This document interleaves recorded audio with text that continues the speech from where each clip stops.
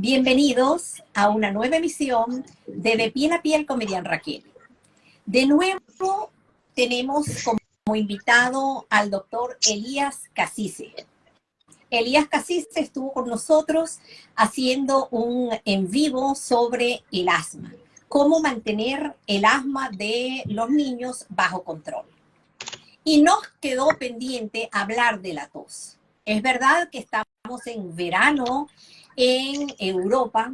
Aquí estamos con temperaturas de 44 grados desde España, desde donde yo me estoy conectando. Pero la causa primaria de consulta, y ojo que lo tomé en cuenta sobre todo esta tarde porque sabía que íbamos a conversar nosotros dos sobre tos, que el 90% de mi consulta fue tos. Doctora, ¿qué hago con esa tos? Doctora, la tos no se le quita. Y ojito que estamos en verano, hasta 44 grados de temperatura. Entonces, invitamos al doctor, quien es médico egresado de la Universidad de los Andes en Mérida, Venezuela, como médico y como pediatra, y luego hizo estudios de posgrado en la ciudad de Caracas en neumología pediátrica y actualmente se encuentra residenciado ejerciendo en Chile. Y para que todos ustedes sepan, es el actual director de la Escuela de Medicina, que lo tengo que leer. ¿Cómo se llama tu escuela? Bueno, en realidad aún no soy porque necesito mi nombramiento oficial, pero gracias a Dios todo está ya listo como para que lo sea. Es en la Facultad de Medicina, de la Escuela de Medicina, de la Universidad del Biobío. Biobío es una región, ¿verdad? Sí, correcto. Es una región chilena. Y la ciudad se llama Chillán. Vale. Entonces, de verdad que te felicito, me honra que hayas aceptado la invitación porque sé que tienes múltiples ocupaciones y sobre todo para hablar de este problema, porque titulamos tos, amiga o enemiga. Así mismo es. ¿Qué es lo que pasa? Que escuchar a alguien toser, y máxime cuando ese alguien es nuestro hijo, somos nosotros mismos, estar acostado y escuchar el que está en la habitación del lado, enfrente, toda la noche, te desvela, te angustia, te inquieta. Si eres tú, pues exactamente lo mismo. Y si son los niños, aunque ustedes no crean, ellos también se adormecen por ratitos, pero persisten. Cuando nosotros hemos vivido esta situación, y máxime si se prolonga en el tiempo, es decir, la tos se hace crónica, que ya el doctor nos explicará cuando hablamos de eso, esto quita el sueño, produce angustia, desasosiego, incluso peleas en el hogar. Ahora, esa tos es amiga, es enemiga. ¿Por qué se produce? ¿Cuáles son las banderas rojas que tenemos nosotros que tener presentes para consultar y decidir ir un poquitito más allá del médico generalista o el médico general, del médico de familia, dirigirnos directamente al neumólogo? ¿Qué medicinas, farmacológicamente hablando, medicamentos, se deben utilizar y a partir de qué edades y con qué fin? Y si algunos otros medicamentos, llamados medicamentos populares, o esos métodos caseros que conocen las abuelitas, las amas de casa, que no son farmacológicos, ¿eso realmente funciona? ¿Realmente sirven? ¿Se deben utilizar? ¿Se pueden utilizar en niños pequeñitos? Fíjense que digo para calmar la tos, no para quitarla. Entonces, conociendo que la tos tiene como principal función proteger las vías aéreas, ¿se hace necesario nosotros frenar ese proceso fisiológico natural que ayuda a que con la fuerza que producimos a nivel de la caja torácica se expulsen esos agentes que dañan el aparato respiratorio? ¿Realmente es un enemigo a eliminar? Los micrófonos son tuyos, Elías. Muchas gracias, muy amable, gracias por la invitación nuevamente, muy complacido de poder verdaderamente estar nuevamente contigo y con las personas que nos acompañan. Y por eso es importante reconocer que la tos, en términos reales, no es un enemigo, ¿de acuerdo? Y la tos como manifestación no es una enfermedad. La tos forma parte de que hay algo que nos está indicando de que hay algo que tendríamos que buscar.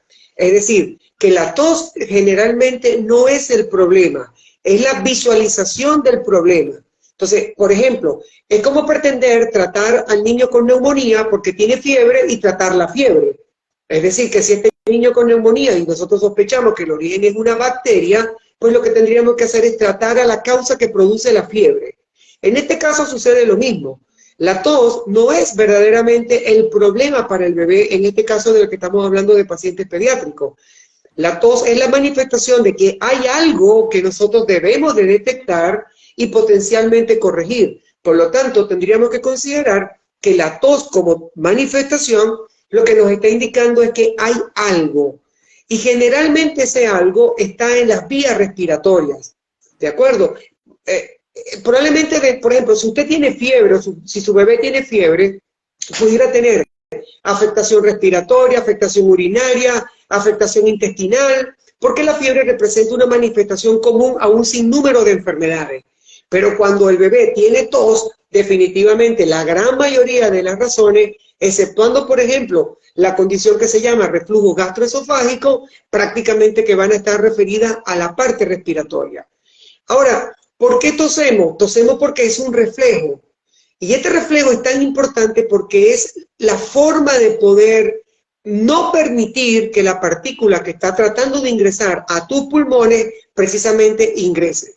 ¿Qué significa esto? Que cuando las partículas son lo suficientemente grandes, estas partículas se van a quedar pegadas a una parte que tenemos en las vías respiratorias que se llaman cilios. Es decir, que es como una escobita que tenemos todos los otros, que son unos pelitos que están en la superficie de nuestro epitelio. Del recubrimiento de los bronquios tienen unos pelitos que son terriblemente importantes. Cuando estas partículas son atrapadas por este pelito para que no avancen hacia los pulmones, entonces se genera precisamente el barrido. Y este barrido lo hace precisamente o lo magnifica a través de dos cosas mecánicas como son el estornudo y la tos. De allí es que tengamos que entender que la tos es un reflejo que pudiéramos llamar de protección.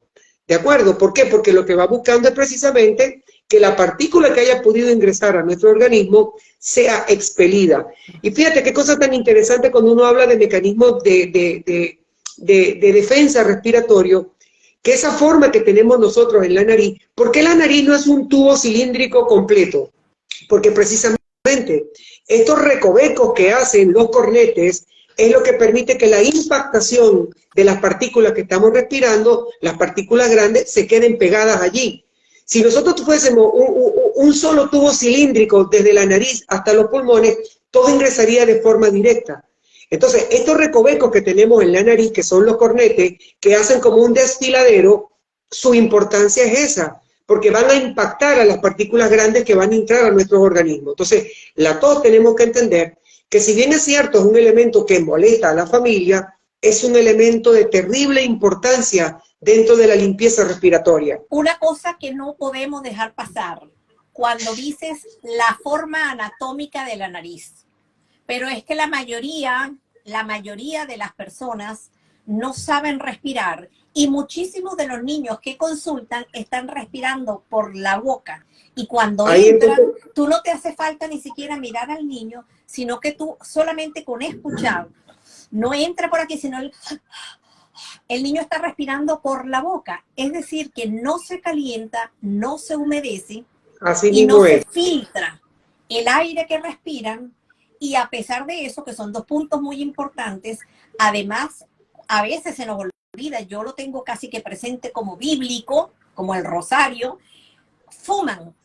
No, fumamos solamente en la cocina. Claro, Entonces, la exposición al humo de tercera mano, que es terriblemente frecuente, como dices tú, tu palabra, terriblemente importantísimo, y el no respirar por la nariz, porque no le lavan, no es que no se deja, entonces como que no se obliga o no hay la imposición de los padres ante ese niño, que a lo mejor, como dicen aquí, tiene carácter, pero ese carácter hay que saberlo controlar, porque eso es culpa de papá y mamá, del medio donde se está desenvolviendo. Entonces no se utiliza la nariz como el órgano y con las funciones que ella tiene. Entonces, claro. Si tú no filtras, si no calientas y si no humedeces, vas a tener todo el tiempo tos. O a veces te llegan y te dicen, doctora, es que usted no me le ha mandado nada y el niño sigue tosiendo. Y cuando tú hueles a la madre, le preguntas, ¿y usted sigue fumando? Sí, pero ya le dije que fumamos en la cocina. O sea, es muy difícil. ¿Qué hacer? Ahora, fíjate, y es muy importante aclarar esto, porque cuando uno habla de nariz, la gente cree que la nariz es solamente para oler. De adorno. Y olvidan, bueno, y para identificar al mentiroso, al que le crece la nariz cuando miente. Entonces, fíjate que la nariz, esas tres funciones, se trasladan hacia el epitelio respiratorio. Es decir, la gente que no es capaz de filtrar, humidificar y purificar el aire que respira, entonces el aire ingresa directamente por la boca. Y al ingresar directamente por la boca, la función de humidificar, filtrar y purificar el aire se traslada desde la nariz hacia el bronquio. Y entonces el bronquio comienza a sufrir de una manera importante y por eso es importantísimo identificar al respirador bucal. Y eso nos permite entonces introducir las causas por las cuales los bebitos pueden toser. Y aquí es muy importante identificar el tiempo de la tos. Y por eso las madres notarán que la primera pregunta que uno hace generalmente como médico es ¿desde cuándo? Y esa palabra ¿desde cuándo? Para efectos de la tos tiene una importancia capital. Porque no es lo mismo decir que el bebé tiene una tos aguda a una tos que es crónica. Entonces, generalmente lo primero que tenemos que identificar, tanto los padres como los médicos, es si estoy ante un paciente con tos aguda, menos de 2 semanas, o estoy ante un paciente que tiene tos crónica, que para la edad pediátrica tomamos en promedio unas 4 semanas.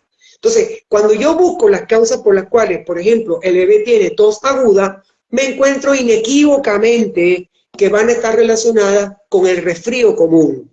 Es decir, van a estar relacionadas fundamentalmente con los estados gripales.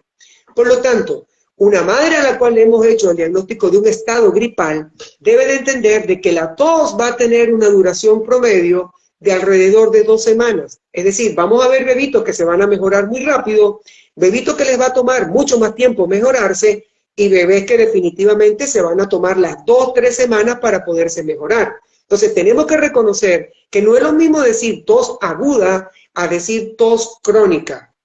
Y no es lo mismo decir si esta es una tos que tiene características recurrentes a que sea el primer episodio. Entonces, ¿qué tenemos que buscar? En primer lugar, tenemos que buscar en qué momento aparece la tos. ¿Es una tos que aparece en la noche? ¿Es una tos que aparece en el día? ¿Es una tos que aparece con el esfuerzo? ¿Es una tos que tiene variaciones? Ya fíjate que cuando hablábamos de asma, decíamos que una de las razones fundamentales para tomar en consideración la tos del asma era su variabilidad. Un paciente que tose todos los días, todos los días, todos los días, de manera casi que permanente, probablemente el diagnóstico menos probable sea el diagnóstico de asma. ¿Qué pasa en la noche? ¿La tos se deteriora más en la noche o la tos desaparece en la noche? Entonces, esos son los elementos que el médico debe de ir buscando. Luego, si hay manifestaciones de infección, este bebito tiene fiebre, tiene algún componente de malestar general, tiene alguna afectación de las mucosas, tiene algún contacto enfermo. Es decir, que el abordaje tiene que ser un abordaje mucho más amplio de que pretender que la consulta se va a resolver colocando un medicamento para la tos, porque no se va a resolver el problema si no somos capaces de identificar la causa que origina la tos. Y las causas que originan la tos de manera aguda son total y absolutamente distintas a las que la originan de forma crónica. Importante también es el tipo de tos que se presente. Si es una tos seca, si es una tos de esas irritativas, que realmente hay que padecerla para saber lo que se sufre. Si la tos es irritativa, si la tos es productiva, que mueve secreciones, que tiene moco, como en la mayoría de esas toses agudas que acompañan a los cuadros. Para interrumpirte un momentico, antes que se nos vaya la idea del tipo de tos. Uno describe algunas condiciones relativamente patognomónicas. ¿Qué significa esto? Que uno puede encontrar una tos que característicamente identifica una enfermedad. Y probablemente para la edad pediátrica, la tos, por ejemplo, de la enfermedad que se relaciona con clamidia, la enfermedad que obtienen los lactantes, sobre todo a través del canal del parto de la madre, los que nacen en el periodo neonatal inmediato o en el lactante que está en el periodo saliendo del recién nacido, es lo que nosotros los médicos conocemos como la tos en estacato. Es ese bebé que tose, tose, tose, tose, tose, tose. Esa tos tiene una particularidad que la coloca de manera muy importante para pretender que el diagnóstico pudiera ser una infección por clamidia. Ahora fíjate, otro elemento de tos característica que casi la coloca dentro del síndrome patognomónico, es la tos que se causa o que se origina como consecuencia de la tosferina. Entonces, la característica de los bebitos con tosferina es totalmente distinta. Estos son bebitos que tienen acceso de tos, tose, tose, tose, tose, tose, tose, tose, y ya en el momento en que prácticamente llega el agotamiento, viene un sonido inspiratorio, y ese sonido inspiratorio es lo que caracteriza a la tosferina desde el punto de vista del estridor para que sea considerada como la tos coqueluche, que la traducción de es la tos en gallo. Entonces, hay elementos que pudieran orientar de manera específica, sin embargo, esto no es cierto. Es decir, esto no es cierto para todos los bebés. Pudiéramos No tener es bebitos con exactamente una... igual, sí. No, pero cada vez que se presenta una tos con algunas características fonéticas de sonido, entonces uno generalmente puede inclinar la balanza hacia un lado u otro. Y lo mismo lo que tú acabas de decir. No es lo mismo decir que la tos es seca a que la tos tiene componente de moco y entonces la llamaríamos húmeda. Igual como la localización, dependiendo si la tos es de la faringe, es, como decías tú, tiene un estridor laringio, es de tráquea que te da esa tos, que incluso muchas veces en algunos niños se puede acompañar de cianosis, sobre todo en niños que tienen otras patologías. Si la tos tiene doble ¿Correcto? tono, si es una tos cuando se presenta, ¿cómo es que lo llaman ustedes? La tos como equivalente del De asma, asma, ¿sabes? Que es una tos sí, con sibilancias, que son golpes de tos que aparecen y desaparecen. Y algo que no hemos mencionado, que es muy importante preguntar, porque aunque no se crea, hoy en día se sigue utilizando los polvos de talco, que no es una redundancia, el talco. A veces lo echan en el área genital de los bebés o se lo aplican por aquí, sobre todo en esos bebés que son un poquito rellenitos, que tienen sobrepeso, que son muy gorditos, y entonces los pliegues se pegan y tratan entonces de mantener esa piel como que un poquitito más seca, que no es correcto porque desde el punto de vista de la dermatología pediátrica no recomendamos la utilización del talco, ni tampoco desde el punto de vista respiratorio, porque como decías tú, mientras la partícula sea más diminuta, más pequeñita, más posibilidades tiene de llegar y bajar más profundo en la vía aérea. Y si no, lo utilizan los abuelos, y te lo digo porque yo hago dermatología pediátrica online y tengo pacientes, y hace poquito vi uno desde Estados Unidos, y los abuelos utilizan talco y se espolvorean su talco, y la madre me decía, doctora, por favor, dígalo, para ver si me creen, porque es que no creen y me llaman como que soy muy pretenciosa con el bebé. Y no, es que esas partículas también ingresan y son cosas que nosotros debemos preguntar, igual como la utilización de los inciensos, splash, los productos que utilicen en casa, que no necesariamente el niño tiene que ser alérgico. Ojo, porque esa es otra de las claro, causas también de claro. las toses. Y no hemos nombrado una que vemos también en pediatría como tipos de tos y sus signos acompañantes, que sería la tos provocada, ya nombraste la del reflujo gastroesofágico, pero la tos psicógena, que es esa tos Claro, intensa durante el día, que no da de noche, y es una tos grave, como que ronca, intensa, que muchas veces no es ni siquiera consciente el niño que lo está haciendo. y fíjate, por eso le decía, y ese punto, claro, lo que pasa es que afortunadamente este diagnóstico de tos psicógena es relativamente poco frecuente, pero uno debe de estar alerta, sobre todo cuando la madre nos dice de manera casi que exacta, el bebé no tose de noche, basta que se despierte y eso es a toser, a toser y a toser.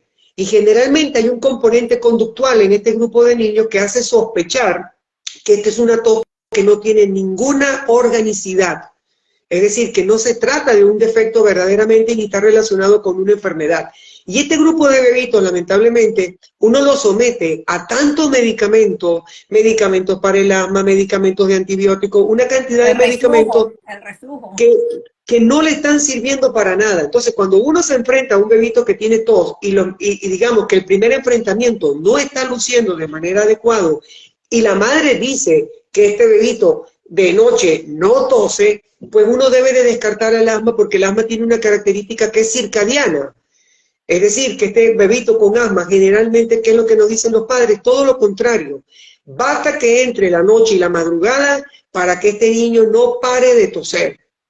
Basta que entre la mañana y como que se le quita todo. Entonces fíjate que es totalmente distinto al bebito que tosió durante todo el día y se fue a dormir y desapareció la tos, al bebito que aún siguió tosiendo de noche. Entonces ese es un dato que debe de alertarnos a la posibilidad de una patología u otra.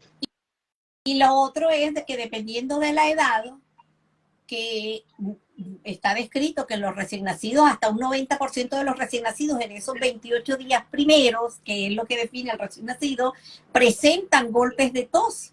Y a veces, igual que los estornudos, como reflejo, claro. Y a veces los padres se angustian, pero también en esos primeros años, en esas primeras edades, que también tenemos un vídeo que les invito a que vean sobre reflujo gastroesofágico, con otro de nuestros amigos gastroenterólogo digestivo en Venezuela, que ya lo hemos invitado para hablar del Helicobacter pylori, por cierto. Bueno, el reflujo gastroesofágico, el goteo postnasal también es importante porque al estar tumbaditos, eso se va acumulando allí y entonces puede provocar una tos. Pero lo más importante es tratar de identificar la forma en que apareció y el tiempo que tiene.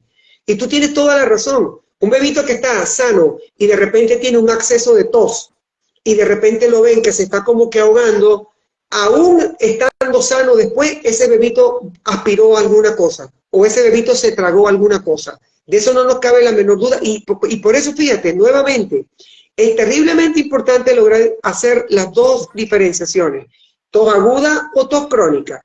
Y cuando tú hablas de tos crónica, generalmente te refieres a una tos que persiste más allá de las 4 semanas, donde tú has hecho prácticamente que todo lo posible por cambiarla. Es decir, que si este bebé entra en una situación de 4 semanas o más para allá, este bebito, entonces el enfrentamiento es totalmente distinto. ¿Y por qué? Porque es lo que tú dices, ahí te vas a encontrar fundamentalmente con 3 grandes patologías muy probablemente. El goteo postnasal, los bebitos que tienen rinosinusitis, por ejemplo, que tienen adenoides grandes, por ejemplo, que constantemente viven chorreando el moco hacia atrás de la garganta. Luego te vas a encontrar al asma y probablemente una entidad que se denomina bronquitis prolongada, que es esta condición donde uno no encuentra ninguna explicación y que la tos tiene característica húmeda y que no lo puede relacionar ni con el asma ni con nada, y que su forma de tratarla es precisamente con antibióticos. Y probablemente la inferencia del diagnóstico se haga es en función de cuál ha sido la respuesta. Y esta es una cosa que también deberíamos conversar con los padres. A la edad de los niños menores de 5 años fundamentalmente, los diagnósticos generalmente se hacen por inferencia. Es decir, colocamos una estrategia terapéutica y la evaluamos. Si el cambio de los signos y síntomas con la estrategia terapéutica es el adecuado, entonces uno dice, ah caramba, como que la enfermedad era esa. ¿Qué quiero decirte con esto? Me gusta que digas estrategia y no prueba, yo decía prueba terapéutica, sí. Ah, ok. Suena más académico. Sí. Entonces, si uno evalúa una estrategia y este bebé mejora en función de la estrategia, pues uno establece una correlación causa-efecto. Y es una forma de poder llegar al diagnóstico. Y en ese sentido va el diagnóstico de la bronquitis que se prolonga. ¿Okay? Que es ese bebito que no logra demostrar ninguna razón de enfermedad, pero tiene mucha flema cuando tose. Y que pudiera inclusive expectorar.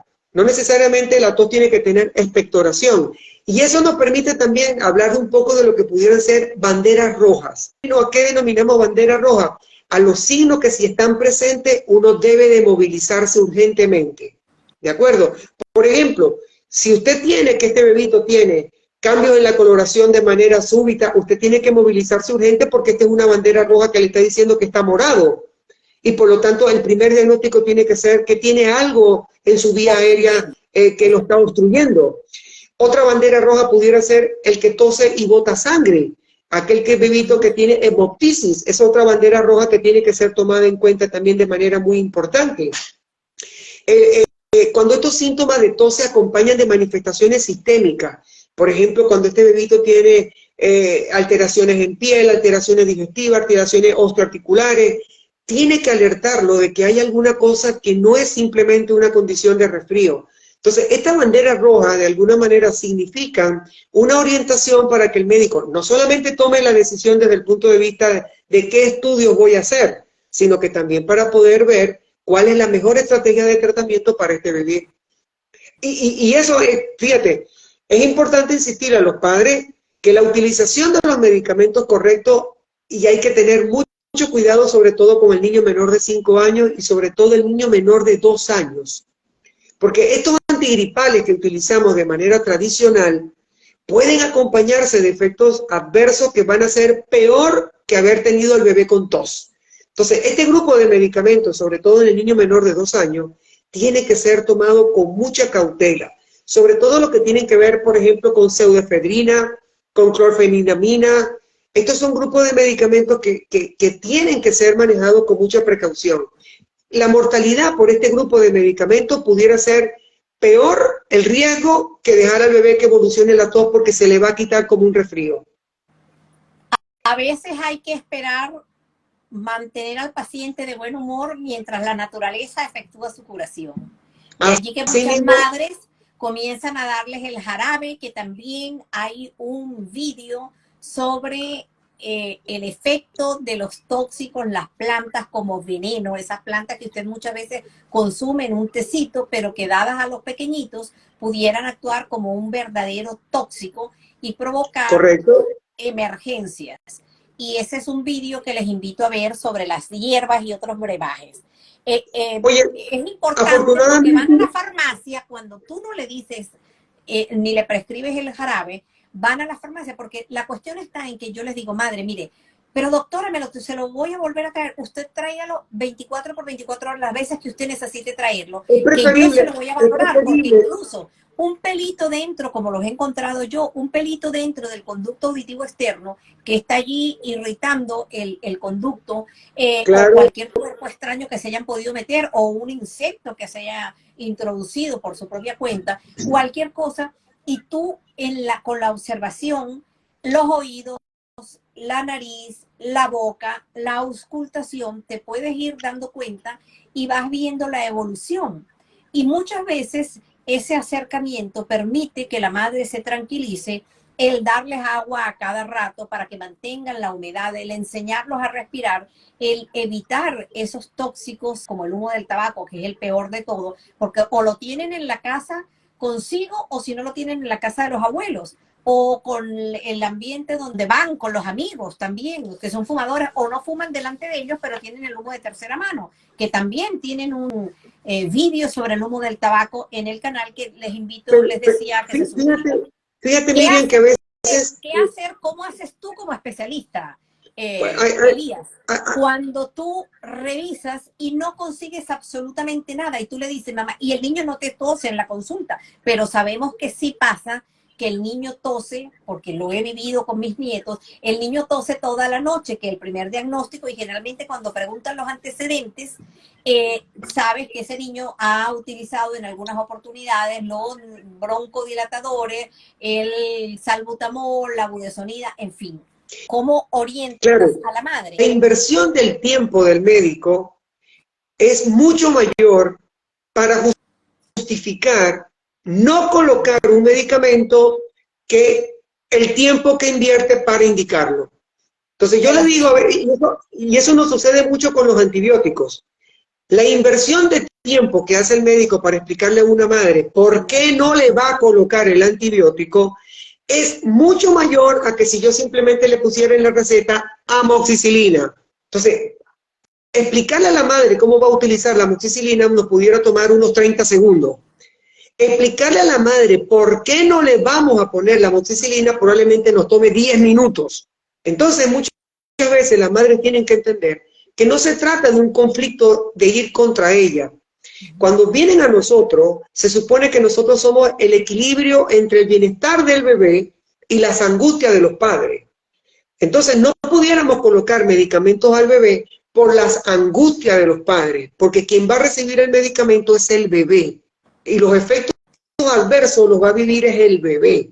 Entonces tenemos que ser lo suficientemente sinceros, tanto con el bebé como por los padres, para hacerles entender que muy probablemente cuando estamos en tos aguda, esta cosa va a desaparecer, haga usted lo que haga si es que quiere hacer algo.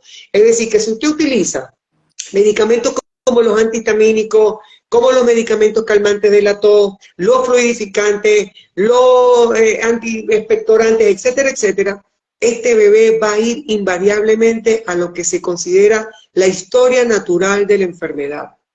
Por lo tanto, ¿qué tiene que hacer? Haga aseo nasal, quítele la fiebre al bebé, manténgalo bien hidratado y, por supuesto, si hay elementos de contaminación y de exposición ambiental, este bebé debe ser retirado. Más que el bebé retirado, quien se tiene que retirar es el fumador, por ejemplo, porque el problema no es del bebé, el problema es de la exposición a la cual sometes al bebé. Ahora, si este paciente tiene tos crónica, ya aquí entonces se abre un gran capítulo.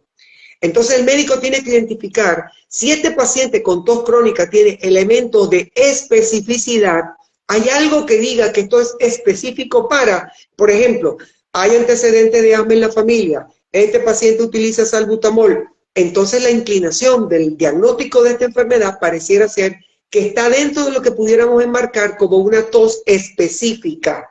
Y por lo tanto yo parto con un tratamiento que se supone que va dirigido a la tos. Señora, esto se trata de una exacerbación del asma, por ejemplo, como producto de que usted ha abandonado el tratamiento controlador que le correspondía y ahora tenemos una exacerbación, por ejemplo. Entonces, ¿qué tengo que hacer? Retomar el tratamiento para el asma. ¿De acuerdo? El problema no es quitarle la tos. Es decir, este bebé pudiéramos utilizar un sedante de la tos y resulta ser que el asma sigue ahí perfectamente mal controlada. Luego, si este bebito tiene características específicas como para pensar efectivamente en que tiene un goteo postnasal como producto de la rinosinusitis, de las adenoides grandes, pues lo que tendríamos que hacer es tratar la nariz.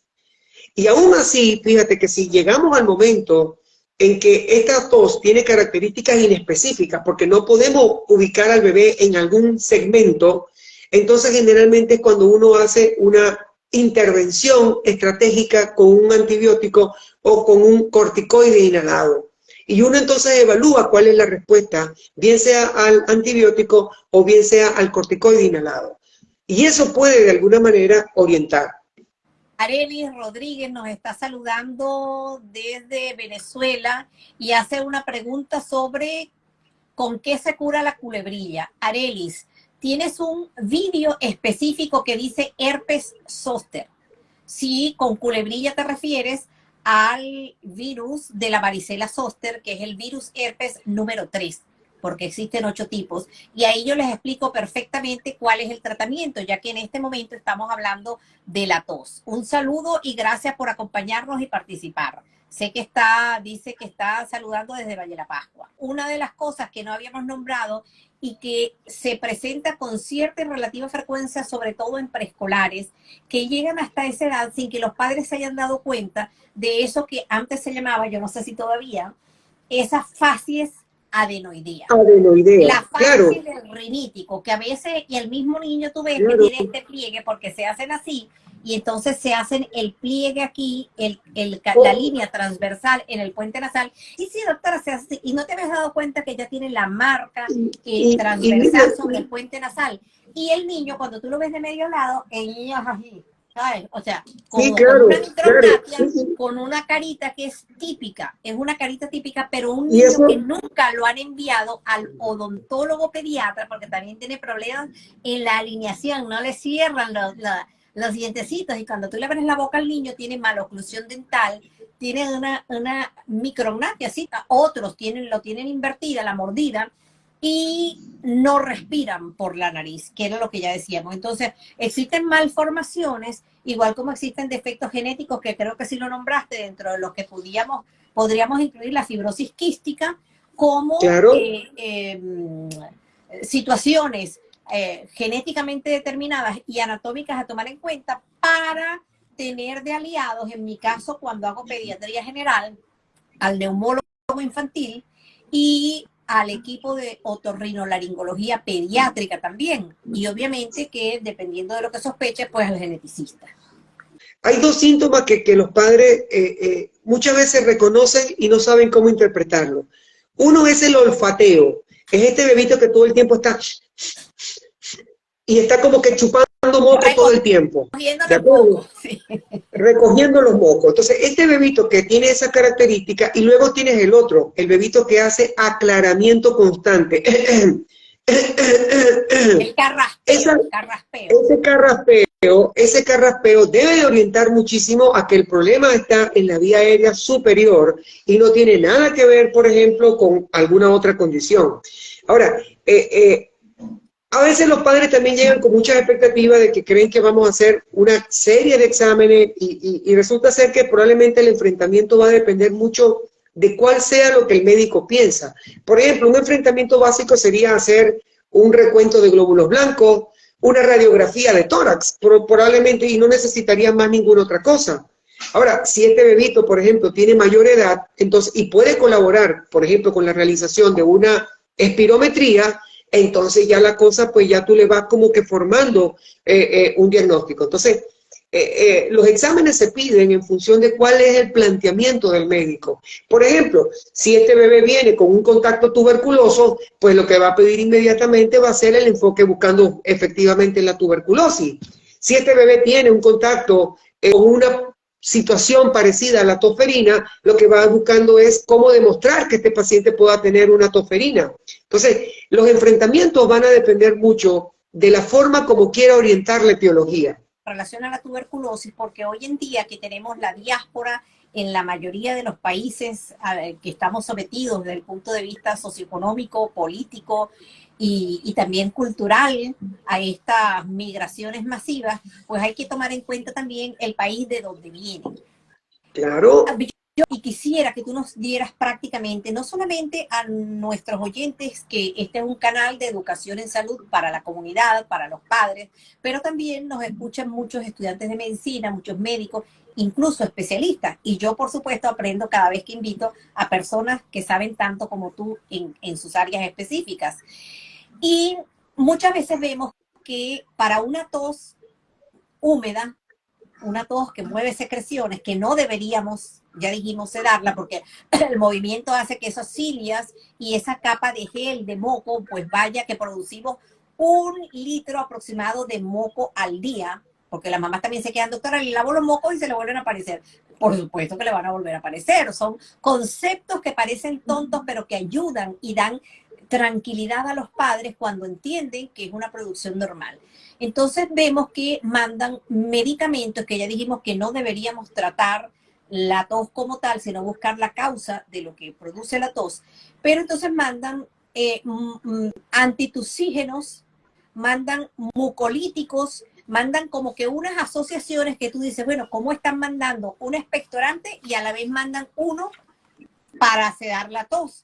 O también a veces he visto que mandan expectorantes o mucolíticos y antitusivos, o sea. Fíjate que esa cosa es bien importante, ¿no? Porque un medicamento clásico de lo que se usan, no sé si de manera rutinaria, tiene que ver con la codeína. Tiene que ver con la codeína. Y la codeína es un medicamento que va a sedar al bebé. Por lo tanto, no es un medicamento que nosotros utilicemos de forma regular para tratar al bebé. Entonces, la mamá queda muy contenta porque el bebito se quedó planchado, el bebito se quedó dormidito y ya no tose, pero es porque tiene efectos sistémicos, tiene efectos a nivel del sistema nervioso central, que lo que hizo fue impedir que el bebé tosa. Recordemos que la tos tiene un centro que se regula en la cabeza y que ese impulso luego viaja a través de los músculos para poder producir la tos, viaja a través de los nervios, llega a los músculos para producir la tos. Entonces, ¿qué hacen la gran mayoría de estos medicamentos? Bloquean el impulso nervioso. Y si bloquean el impulso nervioso, entonces lo que tiene es un bebé sedado. Entonces, medicamentos que tengan que ver con codeína no se deberían utilizar en los niños y mucho menos en los niños menores de 2 años. Entonces, cada vez que usted va a leer o cada vez que usted toma un envase de un medicamento para la tos y usted lee que su compuesto tiene codeína, ese es el que no debería utilizar de manera axiomática, no. Y luego pudiera tener medicamentos, digamos que de mayor seguridad para el bebé, que lo que tienen que ver es con el bloqueo de forma periférica del impulso. Es decir, que yo voy a bloquear de que el impulso que le va a llegar al cerebro para producir la tos, lo bloqueo.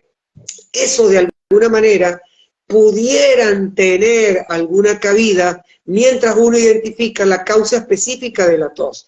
Pero fuera de eso, en el bebito, utilizar antihistamínico, utilizar pseudoefedrina, cuando se comparan, por ejemplo, con el placebo, entre si usted no le da nada y le da ese tipo de cosas, los bebés se van a mejorar igual. Entonces, la recomendación es para los padres que dejen a la naturaleza actuar de la manera sabia, de manera tal de no entorpecer, porque va a ser después peor el remedio que la enfermedad. Mucolítico no se deberían utilizar, porque la característica del moco es muy importante para que tenga su efecto, digamos que protector. Por lo tanto, cuando yo fluidifico y cambio las características del moco que normalmente nuestras vías respiratorias tienen, hace que la cosa más bien pueda prolongarse en el tiempo. La doctora María Marini dice, hable de la conducta a tomar ante un niño en quien se sospecha la tos psicógena. Y antes de eso, quiero recordarles que deben tener esas, o tomarlo como una banderita roja, esas antenitas paradas con nuestros adolescentes, sobre todo con los cigarrillos electrónicos. Porque puede ser que usted no huela tabaco, pero puede oler a cualquier otra cosa. Y puede ser que usted no fume en casa, pero el chico es un adolescente, está con sus pares, está entrando, como decimos, en sociedad y pudiera estar entonces tomando alguno de estos que son iguales o peores que los cigarros de tabaco convencional, que echan el humito normal. Y usted tiene que estar alerta ante esa situación, quiénes lo acompañan, qué dispositivos usted consigue en casa, o simplemente, en vez de estar investigando por su cuenta solita, acercarse y conversar con el chico. ¿Qué indicas tú cuando sospechas una tos psicógena? Fíjate, ¿de dónde nace el diagnóstico de la tos psicógena? Nace cuando ya tú has verdaderamente descartado organicidad. Es decir, cuando tú estás convencido que no encuentras ningún otro elemento. Por ejemplo, un bebito con una espirometría normal, un bebito con una curva flujo-volumen que probablemente sea normal, o si tenemos la suerte de poder demostrar en la curva flujo-volumen ese cambio psicógeno que va a tener repercusión en la vía aérea, sería fabuloso. Ahora, ¿cuándo debemos de nosotros, y afortunadamente yo te puedo decir de que en estos 25 años de vida útil dentro de la medicina, probablemente he tenido 1 o 2 pacientes en los cuales he planteado la posibilidad de la tos de origen psicógeno, ¿correcto? Porque es muy raro, no es un evento, no es un evento frecuente, no es un evento frecuente, y generalmente son en bebitos escolares adolescentes. Y generalmente, no es que no, tienen un fondo emotivo como por ejemplo trastorno del espectro autista, bebitos con Asperger, es decir, que hay algún componente desde el punto de vista psicógeno, psiquiátrico, psicológico, que pudiera explicar la tos. Y luego, como decía... Yo tuve casos en chicos que los padres los habían tenido que dejar con otro familiar, y entonces claro, cada vez que se despertaba o aparecía la tercera persona que iba a cuidarla, pues como una forma de llamar la atención, comenzaba a toser, claro, a toser, claro, y otros comenzaban a vomitar. Entonces inducían el vómito de una forma, y realmente el chico en ese momento no es consciente. Entonces estos casos hay que manejarlos de la mano del psicólogo y muchas veces, como decías tú, porque la patología puede ser de mayor envergadura, con el psiquiatra. Y fíjate y el dato que probablemente le puede poner la guinda al pastel sería cuando la madre dice, de noche no le da tos. Cuando está dormido completo. Ese dato que la madre dice que de noche no le da tos, es un elemento que pudiera orientar de manera muy especial a efectivamente tratar de estudiar que este paciente tiene una... Porque ¿cuál va a ser el enfoque para este paciente? Terapia de conducta. Es decir, es terapia conductual. Este bebé no va a mejorar con budesonida, con fluticasona, no va a mejorar con nada de eso. Va a mejorar con cambios de conducta. Entonces, el enfoque del tratamiento es totalmente distinto cuando yo planteo que la tos tiene un origen, de este caso, psicógena, porque no va a haber forma de poderlo mejorar con medicamentos. Y la forma probablemente de alertarnos es esa, cuando hay un fondo que la justifica y que la tos desaparece fundamentalmente de noche, y cuando he hecho le pongo el aerosol y no mejora, no mejora, no mejora, le pongo un segundo medicamento, no mejora, no mejora. No puede ser asma del todo ese diagnóstico de este bebé. Se nos olvidó que son tantas cosas. El síndrome de Loeffler, ¿sí? Okay. El tránsito de los parásitos por el sistema respiratorio, que también es importante y a veces no creemos que se ven, y particularmente yo tuve oportunidad de ver, que no sé si ahora, pero cómo van las cosas en Venezuela, porque tú eres de Venezuela también, en el ejercicio profesional, nuestros grandes hospitales, que se hacía una medicina de altura, una medicina bonita, una medicina participativa, para mí de calidad, de ver Ascaris lumbricoides, esas lombrices largas de 15, 10, 20 centímetros dentro del pulmón, por migración de niños con parasitosis masivas. Recordarles entonces que la causa más frecuente, y tú me dices si estoy equivocada, de la tos crónica en los niños es esa tos como variante de asma, que ya el doctor había conversado con nosotros en el programa de asma que hicimos, y que puede ser la única manifestación, aunque usted no oiga sibilantes, aunque no vea tiraje. A veces le decimos, señores, cuando el niño corre, tose, bueno, sí, doctor, a veces viene, se cansa, no quiere jugar más, y los padres se resisten. Así que escuche ese programa que fue con el doctor Elías Casice. Probablemente el asma, como presencia de tos como único elemento, también te tiene que poner a dudar un poco del diagnóstico de asma, ¿no?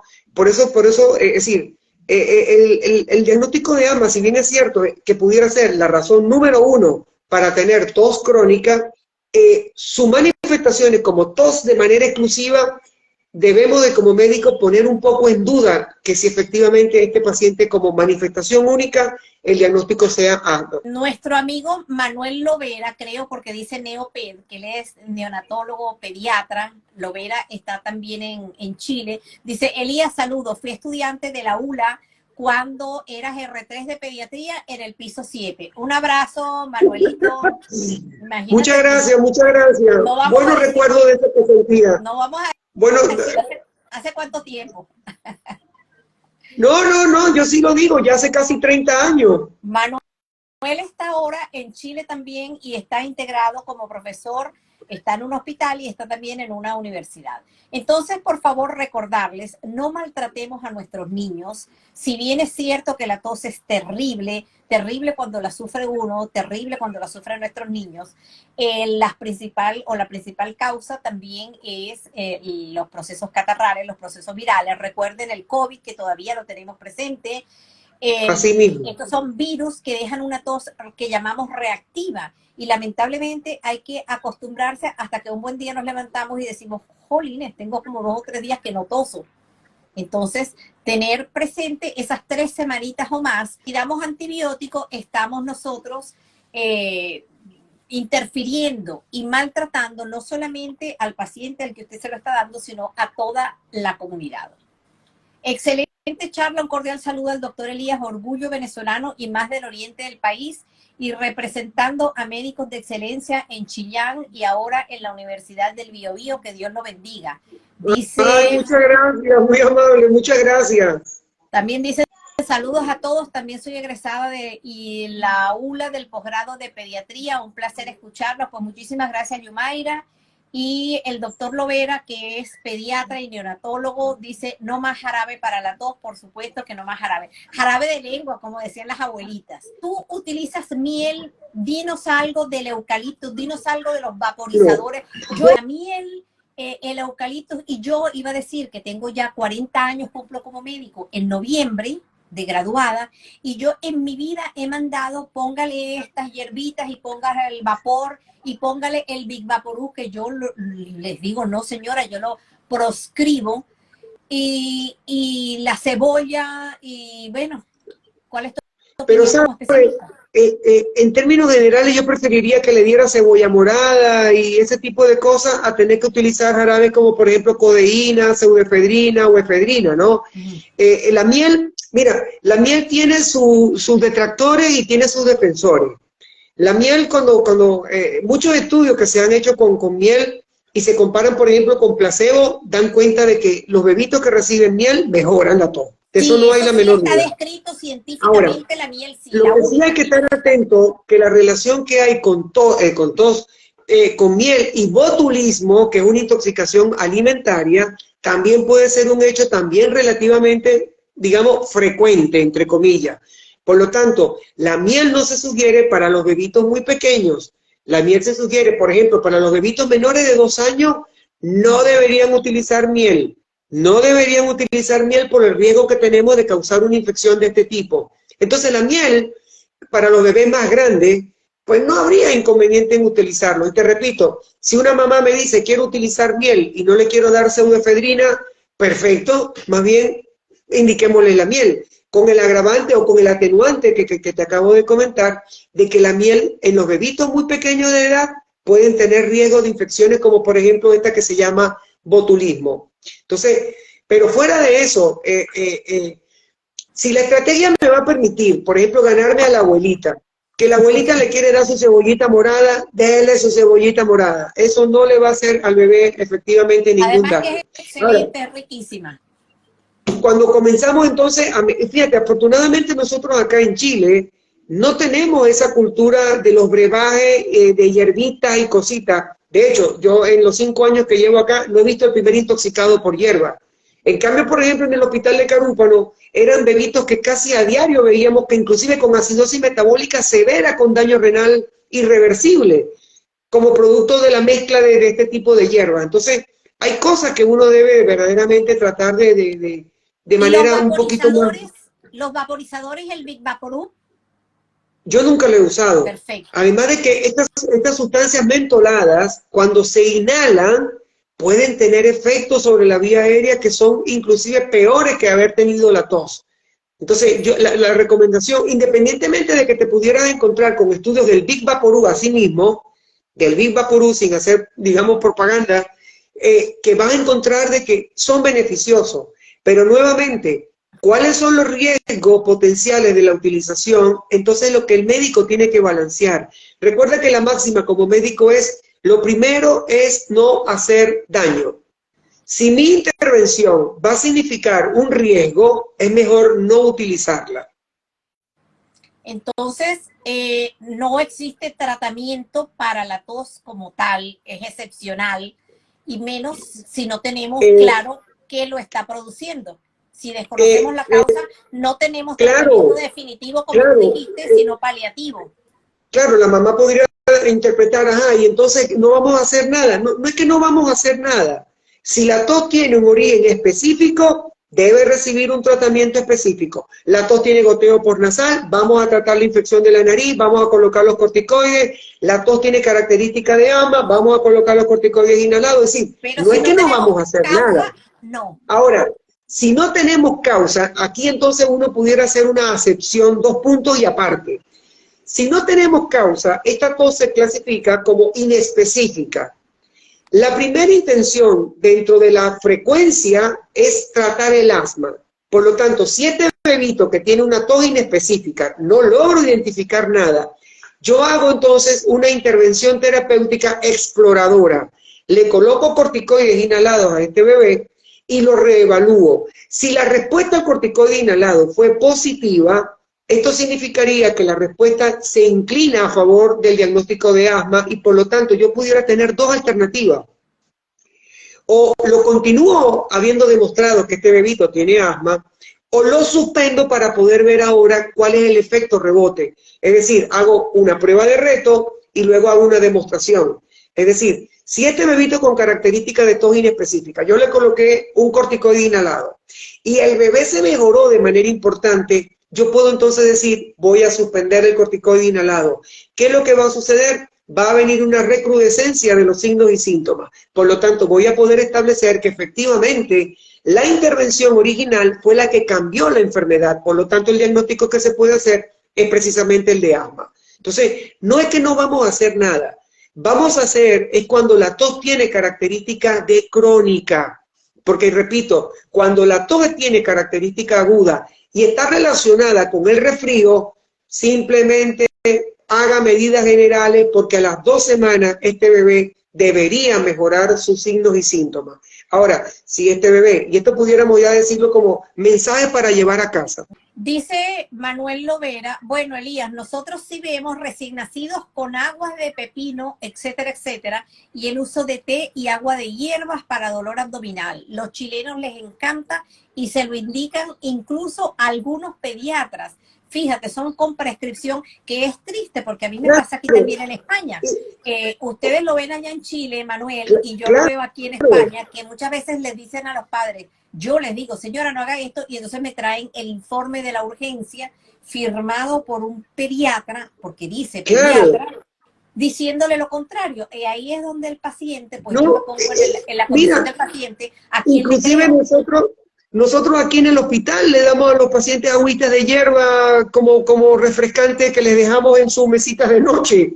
Es decir, en su velador nosotros le dejamos su agüita de hierba, pero afortunadamente no vemos las intoxicaciones por plantas como las vemos nosotros en Venezuela. En Venezuela es un problema de salud pública.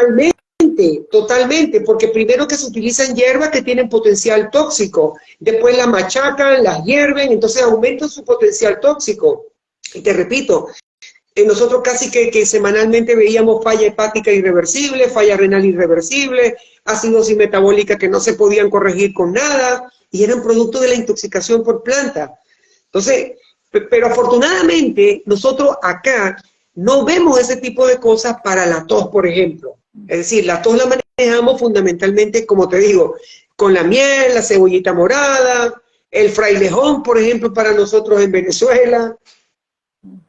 No se olvide la parte de contaminación ambiental. Manuel Lovera, doctor Manuel Lovera, queda usted comprometido para hacer un en vivo para que hablemos sobre algo que tenga que ver con neonatología que sea de interés para nuestra comunidad. Recordarles que el 50% de nuestros niños, si no más, tienen un aumento de la tos y de otros síntomas respiratorios solo por la exposición al humo del tabaco, incluso no de forma presencial de segunda mano, sino de tercera mano. Elías, nos despedimos. Gracias, amiga querida, un gran abrazo. Te felicito de nuevo por esta dirección. Dicen por aquí, hola, excelente tema, muchas gracias, saludos de Jorge y Nadia. Y alguien decía por ahí que el mejor de los mejores. Y te mandan un corazoncito bello. Ay, así no, que gracias. También recibe un corazón de esta parte de España. Y para todos ustedes, que Dios los bendiga y hasta una próxima oportunidad. Que será con el doctor Manuel Lovera hablando de recién nacidos. Adiós. Un abrazo, Chao. Manuelito. Chao. Saludos.